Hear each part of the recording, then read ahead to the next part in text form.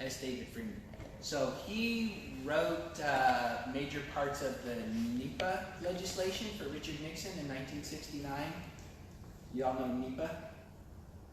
What created the Environmental Protection Agency and created the environmental review process. And then he denuclearized the Tennessee Valley Authority, and then he ran the New York Metropolitan Utility District, and then he ran the Sacramento Metropolitan Utility District and closed down the nuclear plants. And then he was in charge of LA Metro for about 5 years and tried to work on electrifying the Alameda corridor. And I was at a conference about 10 years ago, and I was sitting about right there, and this guy's about 85, big cowboy hat, southern drawl, and he said, transportation is going to change in the next 10, 15 years, just like the energy sector did in the 70s and the 80s. And we used to be rich enough to do it wrong twice and get it right on the third time, and we're not that rich anymore. So we've got to get it right the first time. And the second thing he said is, he said, I take this, as somebody who used to run a coal-built utility, I can tell you there's no such thing as clean coal, and there's going to be transformations that we have to do now. And so he was like me to hear, and he kind of basically said, and you boy, what are you going to do about it? So that's kind of the, what's sort of been motivating me for a few years. And the idea here is to kind of think about some of these transformations that are going on in transportation and kind of think about how they might influence pavement and how pavement might influence them. So that's what I'm going to talk about today. Just to introduce the UCPRC. These are some of the things we've been working on in the last 5 or 6 years. We do about 90% of our work for Caltrans.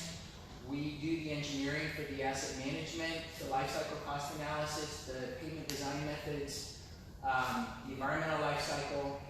We do a lot of work on construction quality, construction productivity, and a lot of work on materials. And we've recently looked at tire pavement noise, and then we run the Smoothness certification program and help with specifications on smoothness. We've gotten a lot in the last few years into permeable pavement. Do y'all know what permeable, I'm not going to talk about it much today, but do y'all know what permeable pavement is? I'm not going to be a blasphemer, but we basically refer to it as the antichrist of pavements. Whereas pavement engineering, there's two things you learn. Keep the water out of the pavement, and if the water gets into the pavement, get it out. And permeable pavement is where we call it no drop left behind. We want to capture all the water, and we want to hold it in and infiltrate it into the ground. So we've been developing design methods for this for flood control, starting to work with flood control people and stormwater quality. And that's kind of the message towards the end of the presentation, is about having to expand the functional requirements for pavement beyond just designing for heavy trucks. We've done work, I'm going to talk a little bit about this today, on urban heat island for the Air Resources Board. A lot of work on recycling tire rubber. Work for federal highways on some of the sustainability stuff, some materials stuff. And we've now brought that to the Federal Aviation Administration. And then getting into complete streets right now through the National Center for Sustainable Transportation. And I'll mention one thing on that when we get there. And then, how many of you have heard of urban metabolism? Nobody? Okay. So urban metabolism is a less detailed form, but it's basically setting up a systems definition of an urban area like an organism. And organisms take in resources and they produce waste. So we look at it as well as good things. So we're looking at an urban area as two directions in terms of the materials going in and out. And I'll briefly mention that, talk about that a little bit today. And looking at that system and ways that can potentially be made more efficient. And then in the vertical direction, looking at the hydraulic cycles for pavement. And kind of the basic idea here is thinking about pavement not as something that I'm going to build to run vehicles over, but as urban hardscape. And again, that comes back to that, starting to think about it in terms of multifunctionality. So some of the things I want to take a look at today, which I put this together about a year ago for a presentation, because I didn't feel like the pavement, I felt like we were doing what we call polishing the apple in many ways. We've had problems that we understand well and we're comfortable with them, and we keep making them a little bit better and a little bit better and a little bit better. I was kind of thinking, what about trying to take that and take pavement in some other directions that can actually have some potential real benefits? So some of the things to look at are definitely population growth. Sustainability is becoming a huge driver of all pavement, everything that happens in pavement. And I'll mention a little bit about how some of our legislators have become pavement engineers and are passing very prescriptive laws about pavements based on their vast and extensive knowledge of how the system works. Cost and financing and lack of confidence. Jobs in the workforce. Does anybody actually want to work in pavement? What I do tell students is that if you want to get into pavements in a social setting, you can talk to your peers, but if you get in a kind of a civilian setting, you got to treat your job kind of like a CIA agent treats their job. So a CIA agent, and I've met some retired CIA agents, and their kids didn't even know what their job was until they retired. CIA agent, if you talk about your job, if they talk about your job, they're going to have to kill you, right? Because it's secret. Pavement engineer, if you talk about the job, the other people are going to kill you because they really don't want to talk about it. So, how do we attract people into pavements is one of the questions. Changes in freight travel, vehicle ownership, urbanization, automation. I'm going to talk about the forgotten 80% of the pavement, which is where we can make a lot of the biggest gains.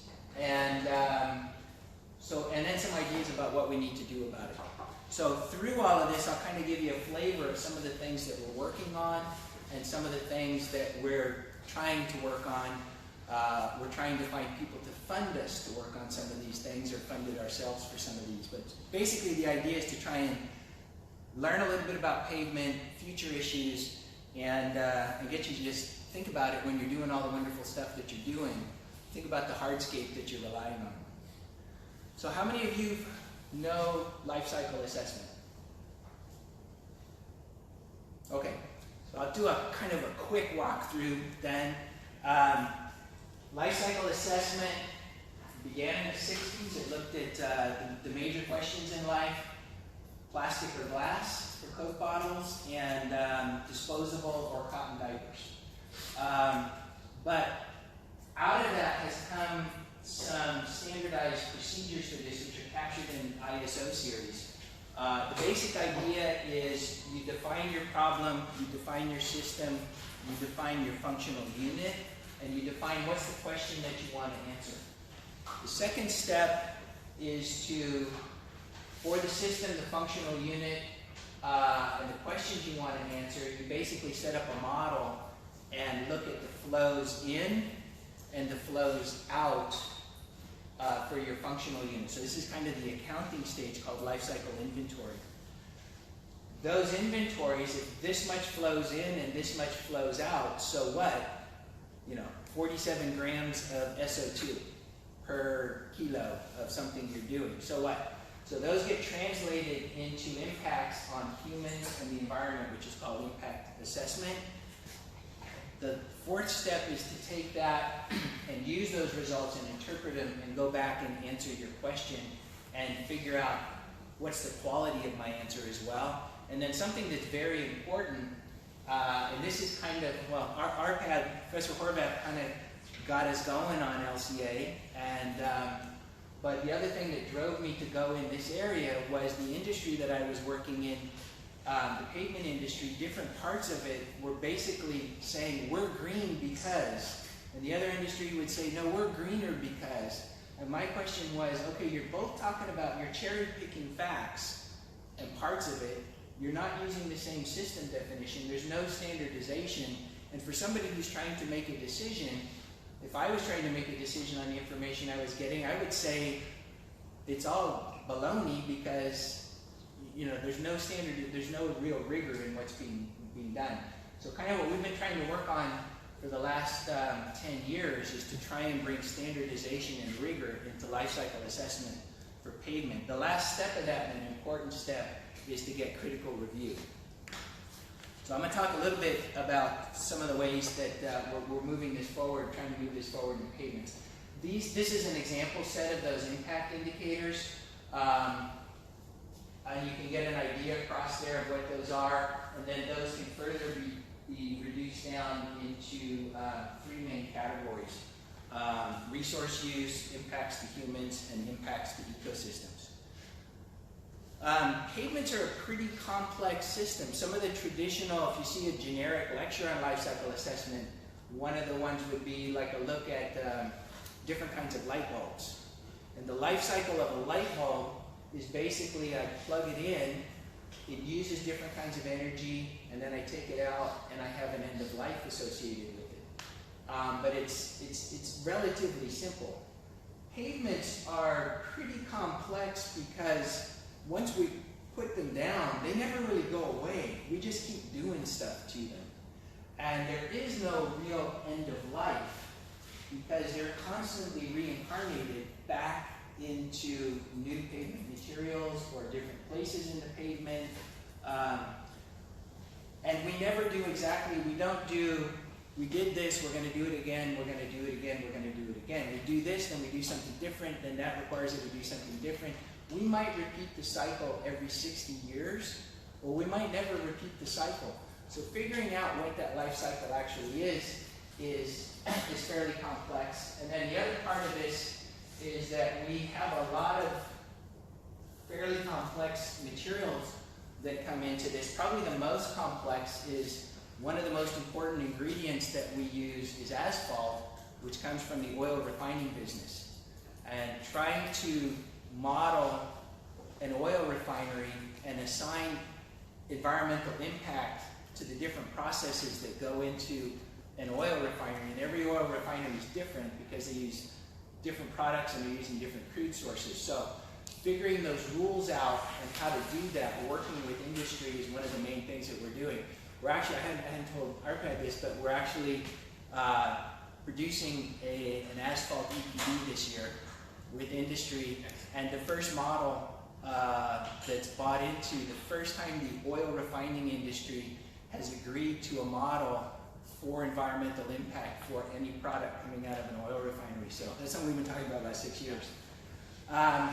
The other part of this that's a bit complex is that there's the use stage, and that's where we're interacting with the vehicles, we're interacting with the environment around us, we're interacting with the people around us. And those interactions can be fairly complex, and that was pretty green fields as far as any modeling or understanding is what's the impact of the pavement on the vehicle fuel use, on the vehicle life. We haven't really gotten into that much, but some of these interactions. And then I'll talk briefly about some less direct interactions. So in California, how many of you are familiar with this graph and what you're all supposed to be doing and paying for the next 30 years, 32 years?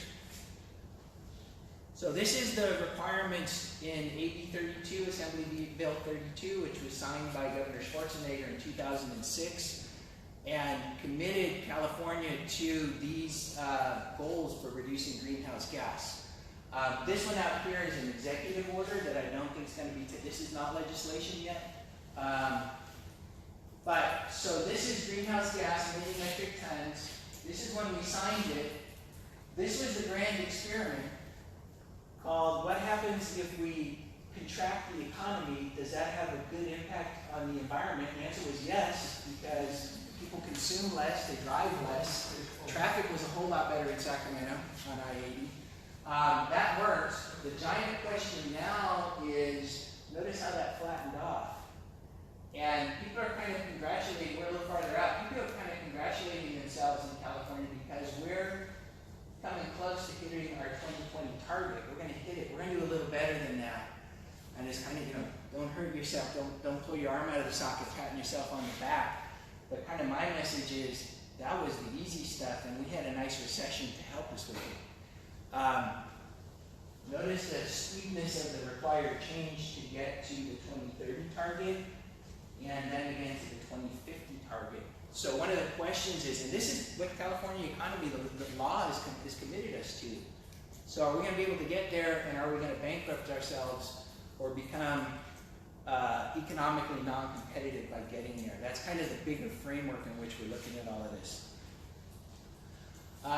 In addition to greenhouse gas, we need to think about stuff that's killing people now, such as ozone and air pollution. You notice that these are non-attainment districts for air quality in California, and you'll notice a whole lot of California where most of the people, I'm from up here, where not many people live, but where most of the people live is painted red.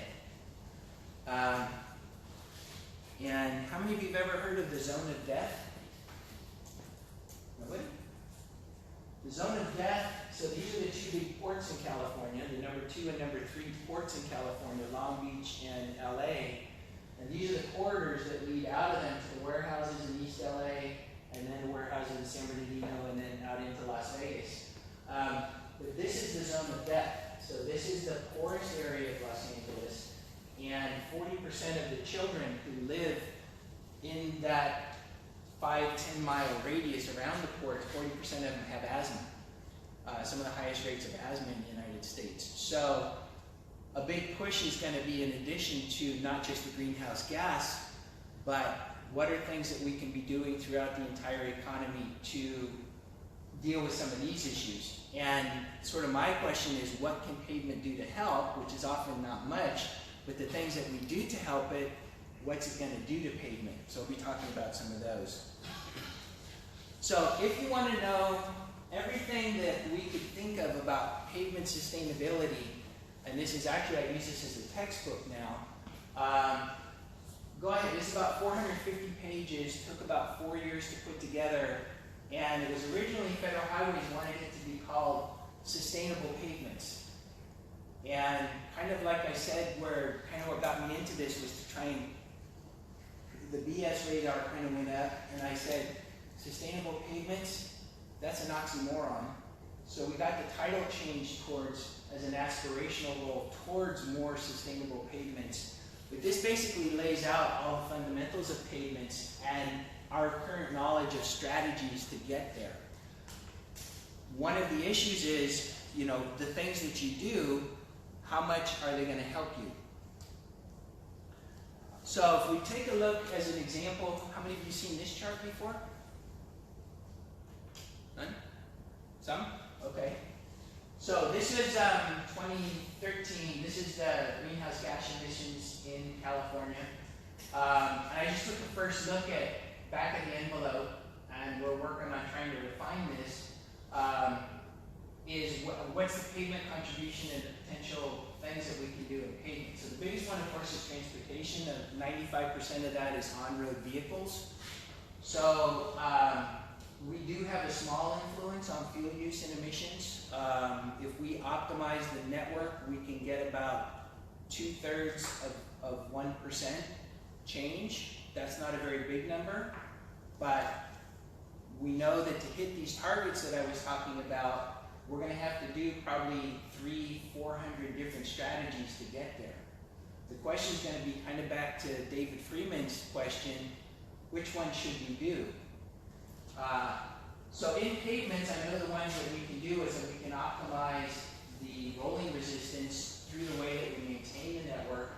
We produce greenhouse gas emissions to fix the network because we use cement and asphalt, but we also make it smoother, which reduces emissions because the vehicles consume a little less fuel. So what's the optimum levels that we should be doing in terms of smoothness, and then how do we get that into standardized every year? We accommodate that in our asset management. So I think that'll get us about 1.5 million metric tons. Things we can do in materials can give us these benefits. And then one of the things that people don't really think about is that the fourth in terms of ton miles, the fourth biggest thing that we haul in the state of California is crushed sand and gravel, which is basically, as we're carrying the medicine to fix the road, we're destroying the road because the medicine's so heavy. So identifying some of these systematic things is some of the things we're trying to identify and see if we can find some beneficial cycles. So this is our first order, what we think we can do just straight up with the pavements. Putting that in a bigger picture, if you go to a California Air Resources Board meeting, you go to Caltrans, you go to the state legislature, they're bombarded with people telling them, do this, it will save greenhouse gas. Do that, it will save greenhouse gas. Most of these people who are communicating this represent a sector of the economy that will benefit economically if you do the solution that they're proposing will be the thing, one of the big things that's going to help save greenhouse gas. So what we're looking to do right now, and we're just starting this project with Caltrans, is to look across everything that Caltrans does and try and build, this is called a supply curve. And we're looking to use the tools that we've been developing with the life cycle cost analysis and now with the life cycle assessment, and then build a graph like this. And on the x-axis, this is some environmental goal. This could be the air pollution, this could be any environmental goal. Each one of these boxes and the width of that box is, if we can get full market penetration and implementation of this, how far will that advance us towards the environmental goal? The y-axis is the cost effectiveness of doing that. And that's where we take the life cycle assessment quantification of the benefit and then take the life cycle cost analysis and basically come up with a bang for the buck metric. And the idea here is then we line these up, and this is zero. Everything costs money to implement, but some of the things that we do can potentially actually give us a life cycle cost benefit. And so those are the ones that are called the no regrets or the no-brainer ones. And then once you cross zero, you start making some harder decisions, either in terms of how far do I want to go, and how much is it going to cost me, or how much am I willing to spend to get to the goal that I want to get at. And what we found is that in the state legislature, they don't actually have any kind of paradigm like this for moving ahead. And many of the state agencies are struggling. CARB folks will stand up and say, our problem is prioritization. We don't really know how to prioritize. So we're going to take a crack at trying to build these across Caltrans as a start. We're going to be looking at local government as well, because every local government in the state is now 12 years in from 2006.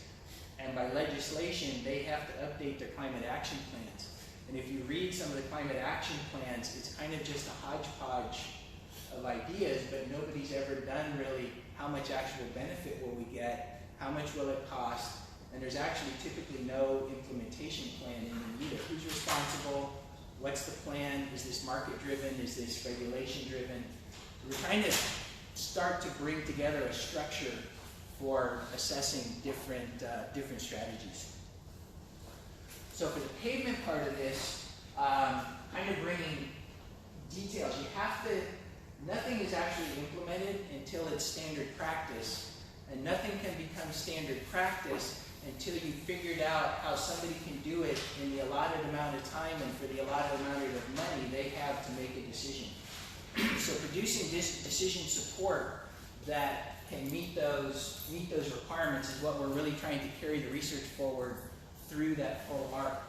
For the Pavement LCA, and I think I'm gonna make a statement here, and ARPAD will tell me later if I overstepped.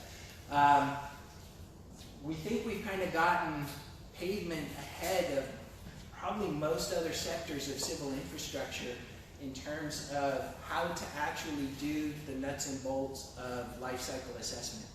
And I think that's generally true. I would agree. Yeah. So that's the first step, is actually providing people with the details how to do it. One of our first implementations of this was talking about the optimizing the the roughness on the net, or the smoothness. Sorry, if you're a pessimist, you call it roughness. If you're an optimist, you call it smoothness.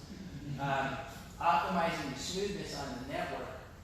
So what we did is we took the state network, which is 50,000 miles, we divided it up into top 10% of traffic, next 10%, next 10%, next 10%, and then the last two at the bottom, 25% and 25%. And these are the traffic and passenger car equivalents, one direction. And then we basically use the lifecycle assessment and balancing the materials and the use phase, optimize what's the trigger point smoothness, and this is a smoothness metric that the state network is managed. It's supposed to be managed on, we haven't actually been managing on it, it's the roughness index.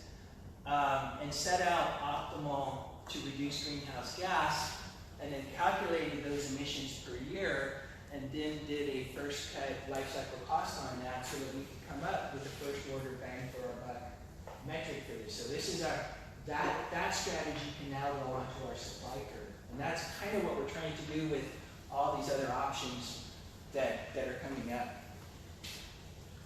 So that's kind of a look at the highlight, the basic paradigm that we're trying to fill in develop procedures, fill in gaps, and so on. So now I want to talk about a few of the challenges facing pavement. I think every assistant professor, graduate student paper that I read begins with, as trucks are increasingly getting heavier. Baloney. So we manage the state weight and motion data, and trucks are getting lighter, which should have been obvious if you think about freight a little bit. So what controls the truck? It's either the mass or the volume. What do we haul around on our roads these days? Steel ingots or Amazon packages? So that's the first thing. Even we had director of Caltrans saying, trucks are being pounding our roads even more, they're getting heavier and heavier. So that part's not right. So just having good data so that we actually focus on the right problems is the beginning of all of this. Now the big challenge for pavement in the state is the number of trucks. And so this is our first anecdotal look at this. We're about to start into a deeper study on this, but we just took our weight and motion data and looked at the vehicle counts. And even during, this is population growth, and this hits across our 130 weight and motion states across the state. And even during the recession, we had some growth, but that has taken off in the last few years. 69% increase in the number of vehicle counts we're getting on the way and motion in the state. And now thinking about how is the economy changing, and this is the other thing that's going to start having an influence on pavement. Notice that our short haul, medium-sized trucks are growing faster than our heavy trucks. And again, that's that change in the economy, which we think is related to you're not driving your car to the store anymore, you're typing it up on internet, and a delivery truck, which is heavier, is bringing that down onto your local road network and delivering it to you. So we're trying to look at local roads, none of which were designed to carry truck traffic. They barely handle garbage trucks once a week, which destroys them. But trying to rethink actually the whole way that we build and manage local road pavements, both because it's completely unsustainable right now. They're basically scaled down state highways, and we know that the average time to the first utility pad, which destroys them, more or less, is 2 years in California to the first utility pad. So thinking about, let's deal with that and change the way we build them and how we manage them. Because I pulled this picture off the internet to show a UPS truck, and I didn't notice till I posted it in that this is a hybrid electric. So that's the next thing to think about, next revolution. Potentially, remember, we got to reduce the greenhouse gases in the transportation sector. You all know the 3 strategies that the Area Resources Board has laid out, right? Electrification, land use planning, and reduce vehicle miles traveled. So electrification is one of the issues. If we electrify, I'll come back to that one in just a minute. The other one is how many of you have used Waze? Everybody who drives through Davis use Waze, and when the freeway backs up for 8 hours a day in Davis, all the local roads start carrying the heavy truck traffic. So, and I went to Waze website, and this is off the website, and they actually show the problem through their homepage. So, what kind of road is this? That's a big boulevard. That's probably a state highway. I think that's Highway 1. Isn't it? Highway 1. That's a state highway built for trucks. There's congestion on there, and that's why you have an unhappy face on the state highway, which is built for the trucks. So where are all the happy faces who used Waze? They're on the local road network. And once the freight or even the medium-sized trucks start dropping off, you're basically, Waze is having you consume local government pavement that wasn't built for it, first of all, and nobody's paying for that. So this is part of the issue with local government and some of these information technology things. And I don't think anybody's ever thinking about what the cost impact will be for local government payment with this.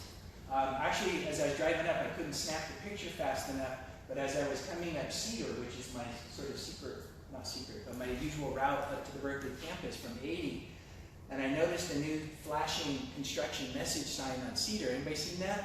What's it say?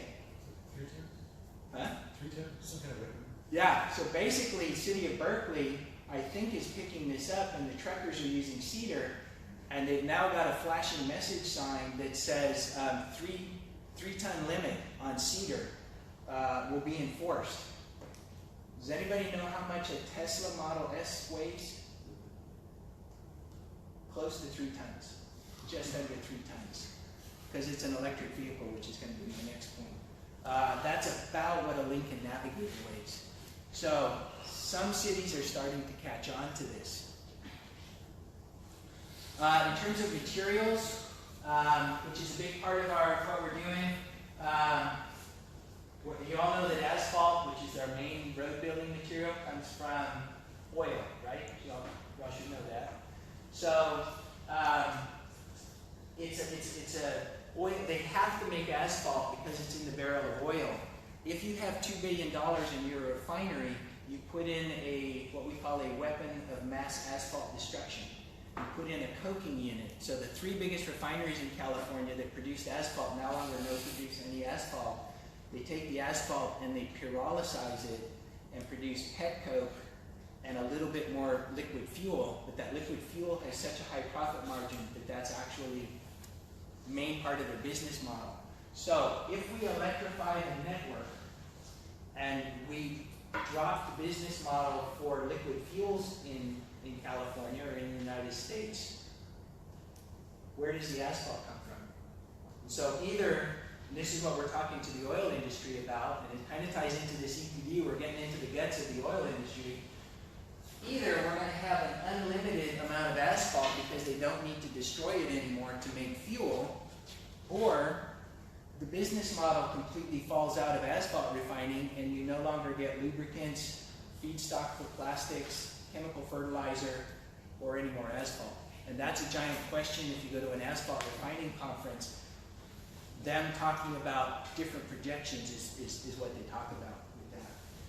For the concrete side and the cement, over time we've been using a lot of fly ash. And fly ash is wonderful. Fly ash comes from burning coal. And fly ash is wonderful because in LCA world, it comes for free because all the impact is assigned to the coal burning because it's a byproduct with no economic value. We get it for free.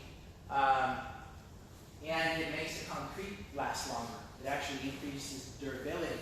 As the coal industry is diving, and all of these are coal-fired coal sources, we got most of our fly ash from Navajo, which is closed down this year, and from Wind River, which is starting to wind down. So we're reaching a point in California where we can't get this byproduct, which reduces the cement, and cement has a massive greenhouse gas impact. So the big search in the material side on the cement side is trying to find something that we can put in there that's going to act like cement. So one of the things we're looking at is calcineting clay. So that's a giant search.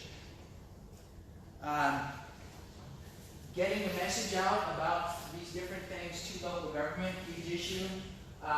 These were 3 cement concrete mixes, and this is a state highway mix which uses fly ash to reduce, and other things to reduce the cement content. And this is the concrete they put on the state highway that carries the most truck traffic in the state. And it has a pretty low cement content. We went to a city in the North Bay and asked for their concrete mix designs, and they're using 40% more cement for their local roads and 20% more cement for their playgrounds and curb and gutter and sidewalks than the state is using. So a whole lot of this in terms of having an effect and making change happen is figuring out how to get that message out to all the practitioners. Going to the larger issue, what's the competition with other forms of construction for concrete? For cement? During the building boom in 2006, when it peaked, we were importing about 40% of our cement, primarily from China and Thailand and Mexico. Until today, we're still, demand within the state is less than the available capacity to supply in California and Nevada.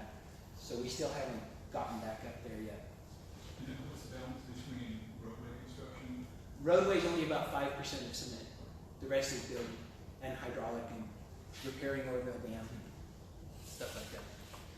So how many of you have heard of an environmental product declaration? Okay, so one of the things, again, building these ideas systematically into what we do every day. The idea of an environmental product declaration is any material that you produce, it's just like the nutrition label on your cereal box. Somebody's done an analysis, and in this case we're doing the analysis with Lifecycle Assessment. The producer of the material is doing this, and this is something that the producer gives to the consumer or the other business to business, that says, here's me, here's what I'm doing, here's my footprint. And this has to go through critical review. So what we've been working on for the last 4 years is standardizing those rules, because there's non-standardization across different industries, and bringing industries together to negotiate how are we going to do this in the same way so that we can make comparisons, and then talking to government about starting to require these. So we're actually starting a pilot program this year at Caltrans for all bridge and pavement materials that they're going to have to start supplying this kind of information, which starts to give us a massively data-rich environment in which to do the life cycle assessment. Public policy. So we started on that with Caltrans 4 years ago. We're trying to do it right, not rush it. Make sure we don't take it backwards by trying to go forwards too fast. And then this is kind of the other front that you have to work on, that we have to work on, is legislators. So legislators came in, an NGO, and said, we want to do something. They didn't know what an EPD was. We explained it to them, and then they took that and wrote a law that was implemented this year that actually could potentially take us backwards, because they haven't figured out how to do the critical review. They wrote rules that can be interpreted a whole bunch of different ways. So in terms of trying to move things forward, the hard work of standardizing, getting it into standard practice, and then you have to deal with something to be aware of is communicating with policymakers who don't want to know about the details, and trying to keep it moving in the right direction. Electric vehicles. The key thing about electric vehicles in pavement, the basic paradigm right now is you get about 30 to 50% of the range now, with about a 30 to 50% increase in weight. And weight is what damages pavements. So not that big a deal for cars, but once we start electrifying trucks, we may start, nobody who's talking about electrifying vehicles has built the system wide enough that they start looking at the additional damage and cost to the pavement network for those electric vehicles. And Tesla's going there already. Tesla rolled out their prototype electric semi-tractor this last summer. So all of these things are happening very quickly, and nobody's really kind of looked at the implications for the flat infrastructure. autonomous vehicles, and Professor Scavardonis has alerted us to this, and we're trying to communicate now. We've been sort of monitoring the Automated Vehicle Symposium. How many of you gone to that? So we've been looking through their agenda for the last 3 years, and there has been not one session on the pavement platform that all of this is supposed to operate on and any potential implications for the pavement network. And there's a few potential. Maybe it's going to be all right, but nobody's actually looked at it. Particularly if we start automating the trucks. That's when we're really start worrying about it. They are really worried about the paint. And we're sort of worried about everything underneath the paint crumbling out from underneath it. So this is another area. Sorry? Did you get a session? They're considering whether we're going to get a session. We were a little late, but IBK's, we might. We're not certain yet. Well, you should. We hope so. Instrumentation, again, the big thing is to try and build a data-rich environment, build models, and then get to decision support. This is some instrumentation we started working on with University of Victoria and freight logistics. But right now on your smartphone, you get shortest route and shortest time, right? If you're a trucker, you're probably going to be interested in route selection based on least fuel use. So we actually have the data. We just got to convince Caltrans to kind of let it go a little bit to produce an app that could tell you as a trucker lowest fuel rate, and then huge economic drag and environmental drag is freight damage from rough pavement. And we could also produce a least freight damage. We need some more research on this, but we have the framework to produce a least freight damage route as well. And the instrumentation to do that data-rich environment is not your cell phone. Even though it has an accelerometer in it, it's not a good accelerometer. But put this under your bumper, and we have a way to calibrate it on the fly as well. I'm going to move a little faster here. Again, big idea is we need a data-rich. In terms of when you talk to a policymaker or you try and move to implementation, what the policymaker is going to tell you, or the person in the government is going to say is, show me what software will optimize my budget. And I need the answer next week. And the answer, which software should I use? And what we keep telling them is, when Pharaoh said to his chief engineer, I want a pyramid and I want the top to look like that, they didn't just go build the top. So what we tell them is, first we've got to get the data defined and correct. Then we need to build the performance models on top of that. Then we need to come up with the optimization. Then we need to figure out how to simplify that into decision making, and then we get to the tool of the decision making. So a whole part of this is working with state government, and now we're going to start working with local government.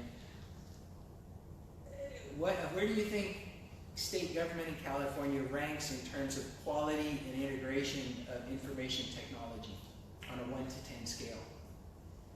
2. That's about right. 2. Siloed, inaccessible, doesn't communicate. So for this former student, one of the former students here kind of challenged me 20 years ago to kind of put a vision out.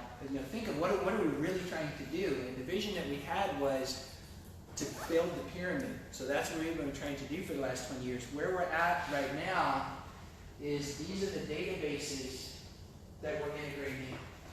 Some of which we manage, some of which other folks in Caltrans manage, even just getting Caltrans folks to talk to each other to integrate their data.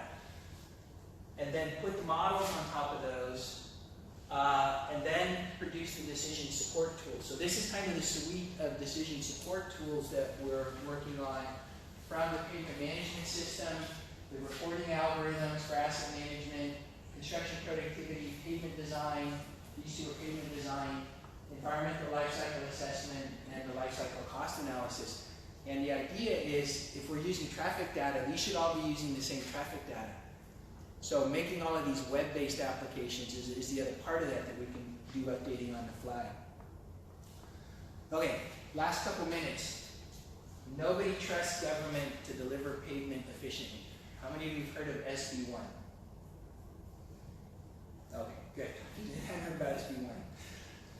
Pinch the person. If somebody didn't raise their hand, somebody lean over and tell them about SB1. So SB1 is bringing $2 billion, it's a gas tax, and the diesel tax brings $2 billion to local government a year, $2.5 billion to state government.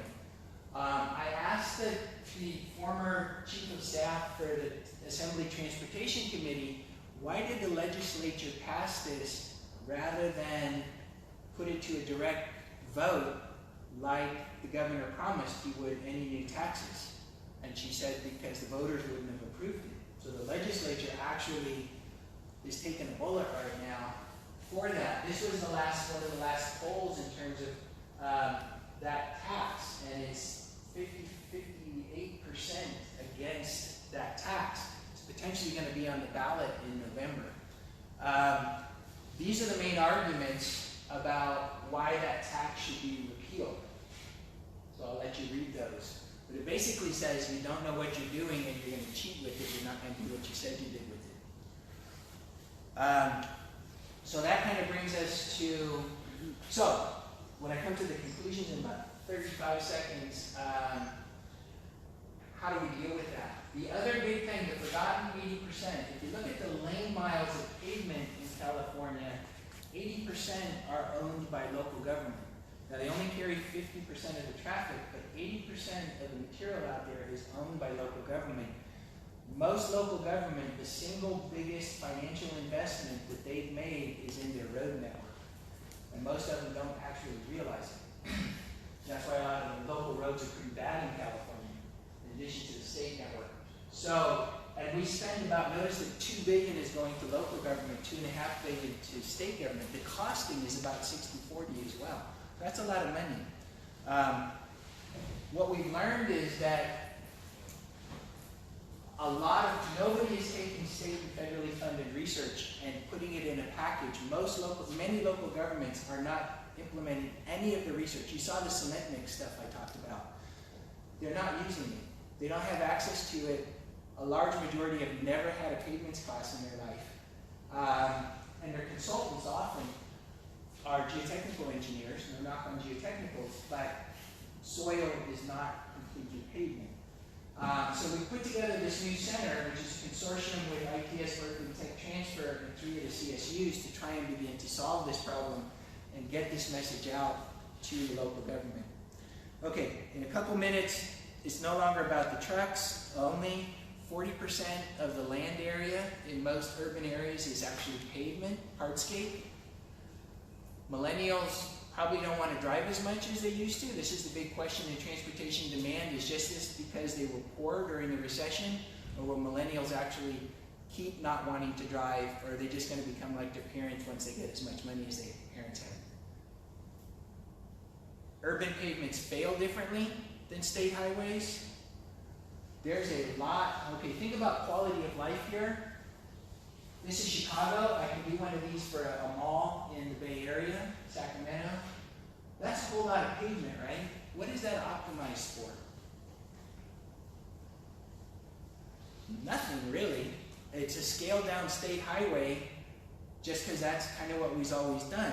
And so the idea is we should be thinking about, that's also a whole lot of capability for stormwater quality, flood control in cities like Houston, tire pavement noise, human thermal comfort. Anybody changed a tire at a Costco parking lot in Woodland on a summer day?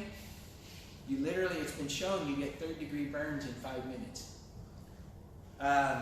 Pedestrian active transportation and interaction with urban forestry. So building pavements and changing urban pavements that can handle this functionality. A part of that we've been working on is complete streets. How many have heard of complete streets? Okay, so we're looking at LCA of complete streets. They make a lot of claims. Are they really true? And then the other thing we're working on is equity measures, working with sociologists on doing that. So these are going to be posted, so I'm going to go really, I got a couple seconds left. Just that idea of part of what we feel in this state. I was in Georgia yesterday, They say we can't move anything forward, we can't even talk about stuff. And I kind of think in California we almost have the opposite problem. Our legislators are often actually getting out, and our policymakers in front of the science. I think this was one of the examples. Lawrence Berkeley Laboratory did a lot of research that focused on building energy use due to urban heat island as a function of pavement reflectivity. And the basic idea is if you make the pavement more reflective, that reflected sunlight goes into the atmosphere. The idea is that if it absorbs it and then releases it in the afternoon, you increase air conditioning use, you increase greenhouse gas and energy consumption. But they hadn't done an LCA, and they hadn't looked at what about the materials to make it more reflective.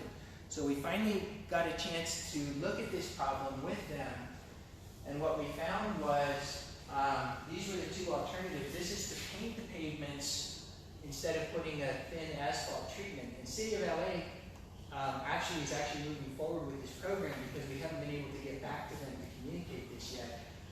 But this was the energy savings from the building energy savings, which was the whole premise of this bill, which was passed by your current senator in Berkeley. That was the savings.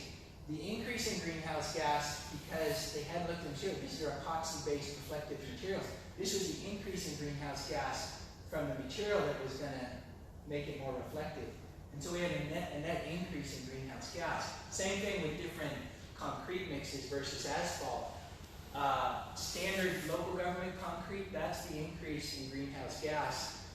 If we use a state highway mix with the fly ash, we can bring it down to this, and then going back to the concrete industry, if we can get 50% replacement of cement, we're actually competitive with asphalt in terms of the greenhouse gas. So we're focusing now on human thermal comfort rather than for urban heat island. So wrapping up, we have to do more with pavements, more sustainable financially, smaller impacts. We need to expand the scope of the functionality of pavements to these different areas. We need to try and find people who are interested in working in this, which is not the sexy subject. Remember, treat it like you work for the CIA. And we don't communicate well. Probably the only message you've ever heard about pavement is they're failing. We want your money. They're still failing. We need more of your money. We need some more money. So the idea here is we also need to begin communicating, what we can do with pavement if we do it right to improve livability and quality of life, reduce cost. We need to set goals and have quantitative measures to report performance. And then the other thing is don't let pavement engineers be the only people talking about pavements, because we're pretty boring and we tend to hone in on pretty low in the weeds details. Find other people to get interested in and communicate the message. So, went a little long, apologize for that, but that's kind of the big picture of what we're trying to do.